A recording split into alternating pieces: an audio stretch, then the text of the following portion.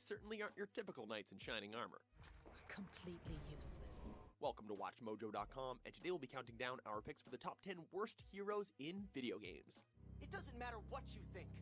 Here I am. For this list, we'll be looking at the characters who are supposed to be the heroes and the guys we're supposed to get behind, but either because of questionable motives or just plain annoyances, are really dull to support. I should take responsibility. We're sticking to only playable characters, so breathe a sigh of relief, Goofy and Slippy. I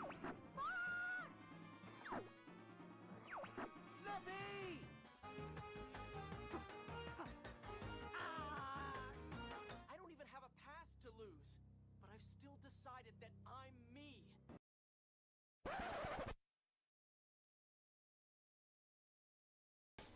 Hello everyone, and today is going to be a bit of a different video. Today I'm going to be doing a character analysis of Luc von Fabre, the main character of Tales of the Abyss. The main reason why I'm doing this video is because of the fact that a year or two ago, WatchMojo made a video that basically put Luc as one of the worst video game protagonists ever. Now WatchMojo doesn't give the Tales series anywhere near the credit it deserves anyway, and the fact that the only time they mention it in the list is to basically disparage it, I didn't appreciate that at all. Especially when it seems like they didn't even play the game. Because if they did, then they would have appreciated Luc a lot more. Anyway, to really use the full amount of information available in this video, I'm going to be diving deep into spoiler territory, as in most of the game's plot's going to be spoiled. It's going to be really most of the major events in the game. So do be forewarned about that.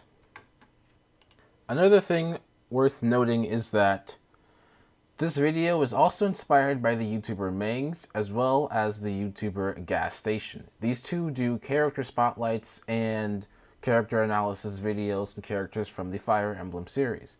Whenever I see any of these videos, a new video from those series come out, I usually immediately watch it. I really like those videos as it delves deep into a character that we originally thought had no depth, and it turns out that they actually have depth to them. So, with that in mind, I will be putting together the case for Luc von Fabre that he is not one of the worst video game protagonists of all time, but potentially one of the best. Anyway, with that in mind, I hope you guys enjoy the video, and here it is. Luc von Fabre is the son of the Duke of Kimlaska and the nephew of the king. In the ancient Hispanian language, his name means light of the sacred flame. He is 17 at the start of the game. He has amnesia and cannot remember anything past 7 years ago, after he was kidnapped as a 10-year-old, allegedly by the Malkuth Empire. Ever since, he has been confined to his manor, never to leave until his coming-of-age ceremony, when he turns 20. As a result, the only time he has fun is when he is trading with either Van, whom he reveres and almost always refers to as Master Van, or is with his servant and best friend Guy. As a result of his upbringing, Luc is spoiled, uncultured as far as common knowledge is concerned, rude and self-centered, almost never considering others. He is very easily irritated and prefers not to do work. This all begins to change at the start of the story. While training with Van, Tyr Grant attempts to assassinate Van when Luc steps in, and their weapons clash, which results in a Seventh Flonist-induced hyper-resonance, transferring them across the world into the Malkuth Empire, enemies of Luc's home country. Immediately, Luc's lack of basic knowledge of his world is illustrated, as he sees an ocean for the very first time. When they get out of the forest and make their way into a town, when shopping, Luc grabs an apple and instinctively eats it without paying. He is used to simply having his purchases put on tabs, assuming his father will pay for it. Tyr is then forced to educate Luc on how basic shopping works. After a quest to find the animals that had been raiding the town's food supply, they are put under arrest by Jade Curtis, a colonel in the Malkuth military. Soon, on the ship that they've boarded, it has been seized by enemy troops and Tyr, Luc, and Jade claim the bridge. Luc is forced to wait outside when he awakens a sleeping soldier. Scared out of his mind, he kills the soldier, stabbing him while looking away in fear. This is the first person Luc has ever killed, and it has a traumatic effect on him. For the next hour or so, this is a major talking point within the group. More importantly, the life of a soldier, and how as a civilian, Luke's reaction is completely normal. By the time Luke returns home, he has considerably grown in his awareness of the world. He is slightly better as a person, or so it appears. When Luke returns to his manor, he is quickly tasked with being the ambassador for Kimlaska. Soon after, he meets with Van, who tells him that the king intends to keep him in the palace forever as a weapon, and that he was the one who kidnapped Luke 7 years ago to help him escape that fate. He then says that if Luke is successful on this trip as an ambassador, he will be hailed as a hero, and he and Van will journey off together, allowing Luke to be free from being a slave in his own house. As a result, Luke reaches new levels of rudeness and arrogance, completely obsessed with the thought of being a hero, and sees everyone else as his servants, constantly referring to himself as the ambassador and the leader of the group, when it's clear that he is not the leader of the group. When the group reaches Akzeriuth, a mining town that is suffering from miasma, which is a poisonous gas that's leaking from the ground, Luke is told by Van that he can neutralize the miasma simply by using hyperresonance. Without telling anyone, Luke goes to a Sephiroth tree. There are 4 or 5 Sephiroth trees in the world that hold the Outer Lands up. Without the Sephiroth tree, the Outer Lands would come crashing down into the cliff off. Anyway, Luke goes to a Sephiroth tree, believing himself to be a chosen hero, and Van uses Luke to unleash the full extent of his hyper-resonance, destroying Akzeriuth, killing thousands, with the protagonist only being saved by Tyr's spell. Afterward, in the cliff off where the Outer Lands used to be, they sail on the still-functioning Tartarus towards Yulia City, and the group tells Luke that he was betrayed by Van, and hold Luke responsible for not telling them about his plan. They leave him to be alone to think about his actions, which causes him to feel depressed. Yes, but that pillar disintegrated. How?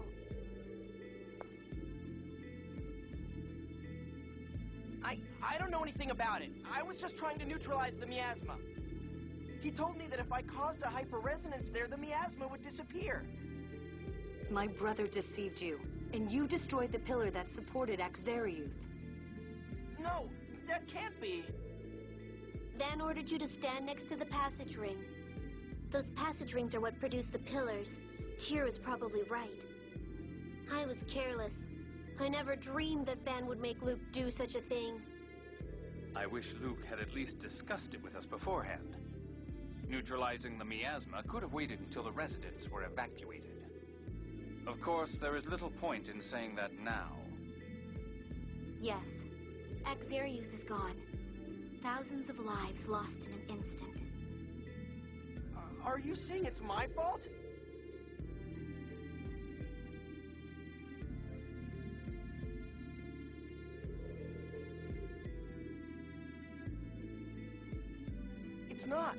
It's not my fault.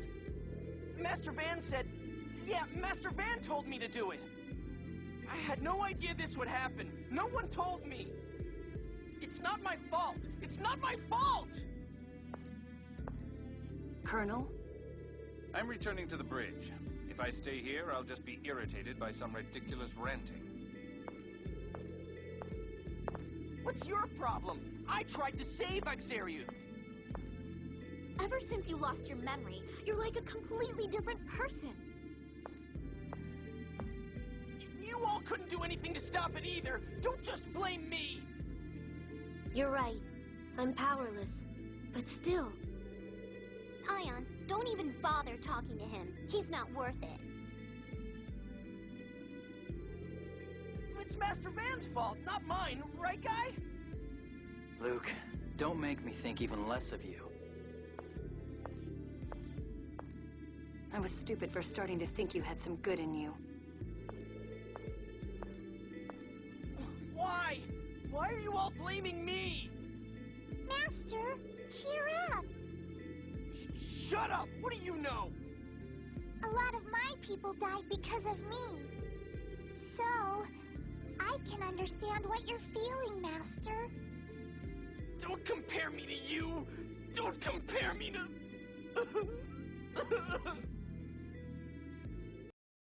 As the group heads to Yulia City, Luke and Tyr are met with Ash, and it's there that Ash reveals the truth to Luke.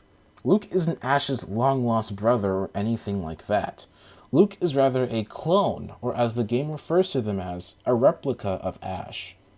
Luke was born when Ash was kidnapped and a clone was made of him, which explains why Luke doesn't have any memories from prior to the kidnapping incident. Luke faints after they have a battle, regardless of if the player wins or not. Luke wakes up in Tyr's bed in Yulia City, and Luke realizes his mistakes and wants to do everything in his power to make up for his actions at Akzeriuth. He even says he's willing to die to make up for it. Remember this. After more conversation, Luke asks for Tyr's knife, and following this, the player enjoys a neat cutscene showing Luke cutting his hair, promising to be a new person, hoping that Tyr will watch him every step of the way. Inside, let's go.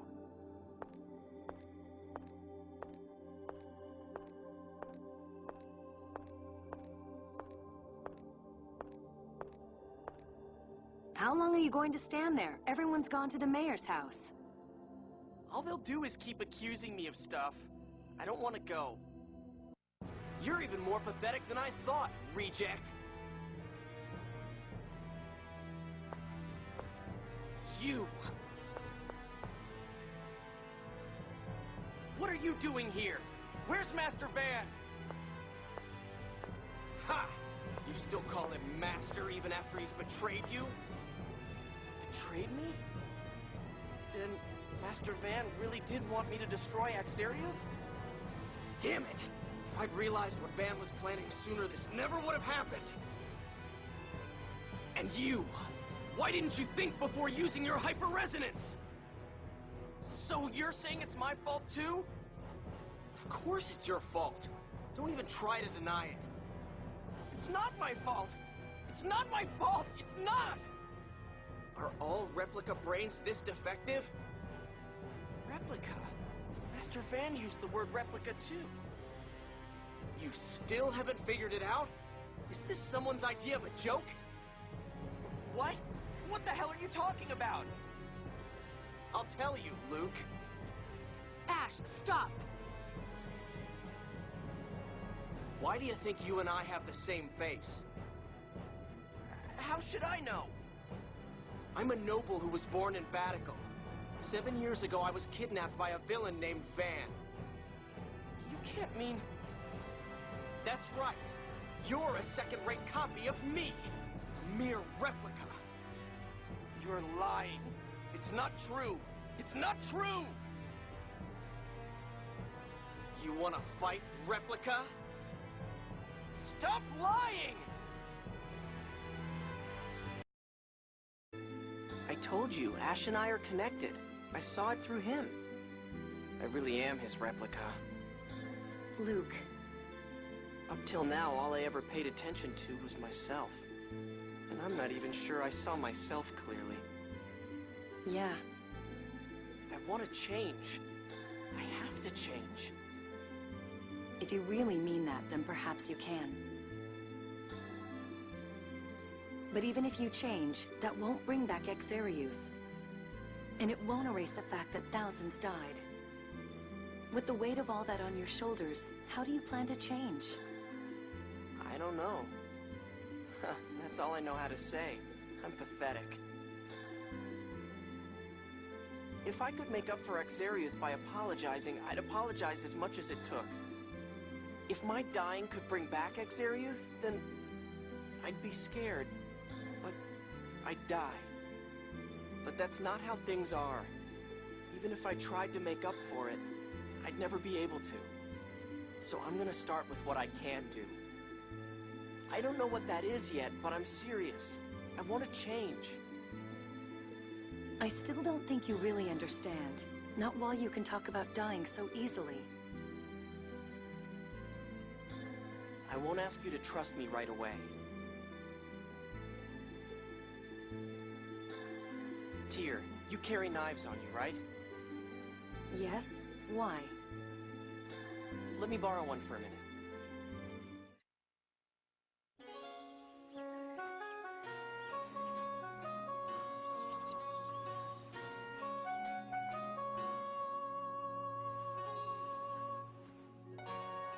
Luke.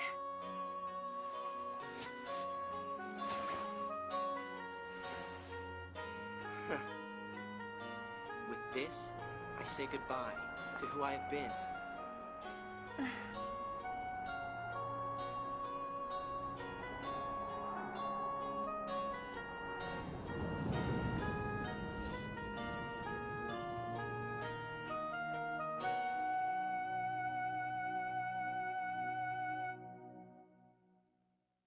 In this part, he has awakened to the world and who he is himself.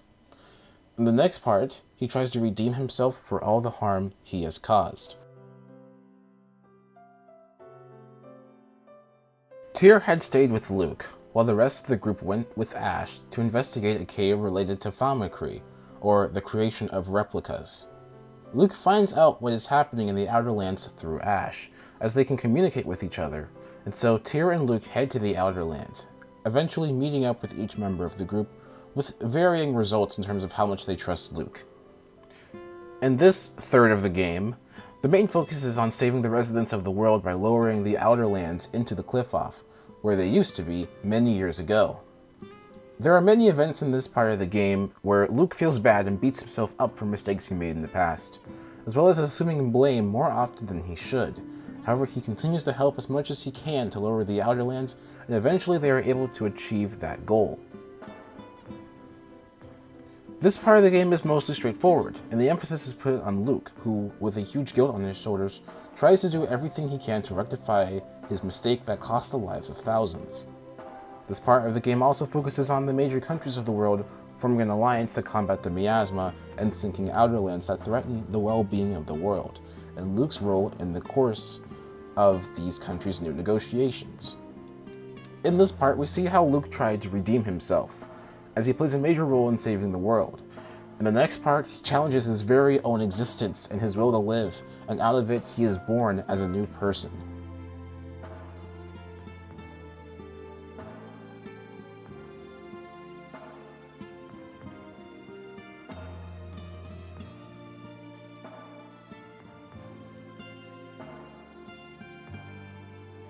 At the end of the second arc of the game, Van and the God Generals are assumed dead. However, a bit of time into this arc, and it appears that Van has already put his final plan into motion, recreating the world with replicas, as they are free from the score, a prophecy that correctly predicts everything that happens in the world. Many of the replicas flood the streets, and if the refugee crisis happening in the Middle East over the past couple of years proved anything, it's that most countries wouldn't handle this problem very well, and that happens to be the very case here. The citizens constantly down-talk and dehumanize the replicas, much to Luke's disdain, seeing as how he himself is a replica. Luke begins to question whether or not he had a place in the world. Eventually, Luke discovers a way to save the world that would involve the loss of tens of thousands of lives, those lives being the replicas, and 1/7 phonist, Luke being the phonist. He believes that he has no reason to exist, and thinks that by living, he is denying Ash the life that he was meant to be living. It also doesn't help that, with Luke constantly saying that Ash should be the one to live, saying that he is the original. Remember when Luke said that he'd be willing to die to make up for his actions at Akzeriuth? This also influences his actions. Even as his friends beg him not to do so, Luke still wants to sacrifice himself. Luke follows through, but halfway through he realizes that he wants to live. Not for anyone or anything, he just wants to live.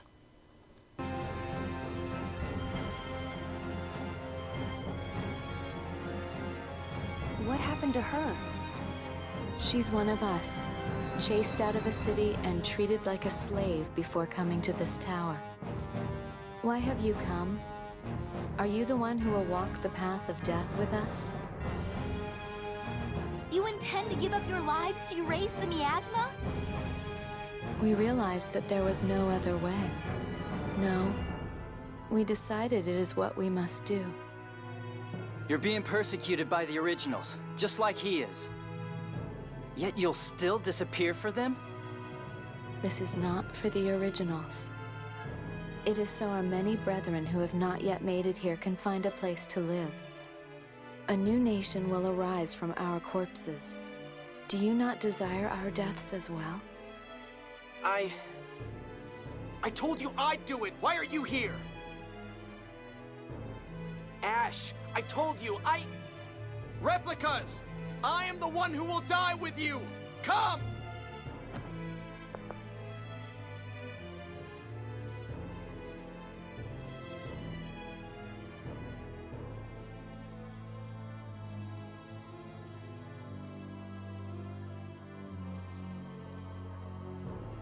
Ash, stop this foolishness! Listen to her, Ash. Stop! Stop trying to tell me what to do! Get out of here! You're a replica too. If you stay here, you'll be caught up in the reaction and disappear. Who's going to free Lorelei if that happens? You can free Lorelei. I'm going to do this.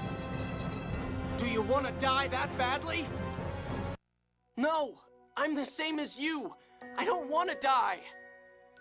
But I'm a replica. I'm weaker. I couldn't even receive the jewel to free Lorelei. It needs you, not me. The one who dies here should be the one who's unneeded. The replica. Me. That's enough. Unneeded? I did not have everything stolen from me by someone unneeded. Don't insult me. Let go of me! No! I can't let you die! What the? The sword's reacting. Is the jewel nearby?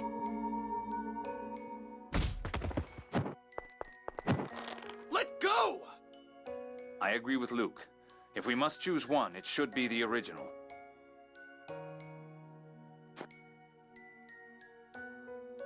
Luke, stop! Everyone, give me your lives! I'm going with you! Stay back!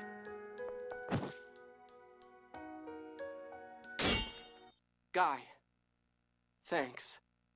You stupid bastard.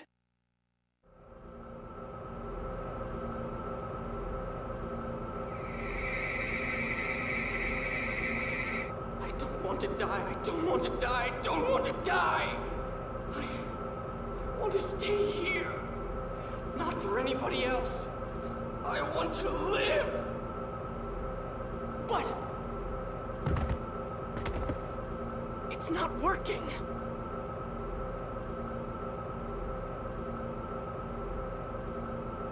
The 7th phonons that had gathered are dissipating. The miasma won't be neutralized. The jewel! The jewel's power to disperse is interfering!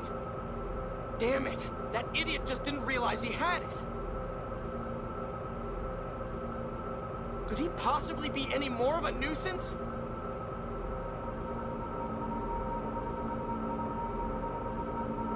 Ash! Don't worry. I have no intention of dying with you. I'm just going to give your hyperresonance some power. You can disappear by yourself. Thanks, Ash.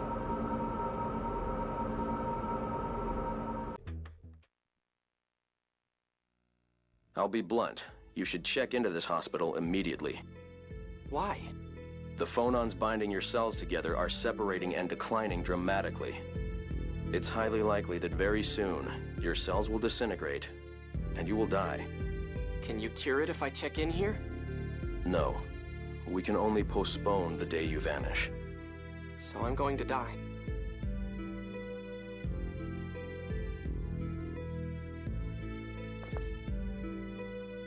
Don't tell the others about this.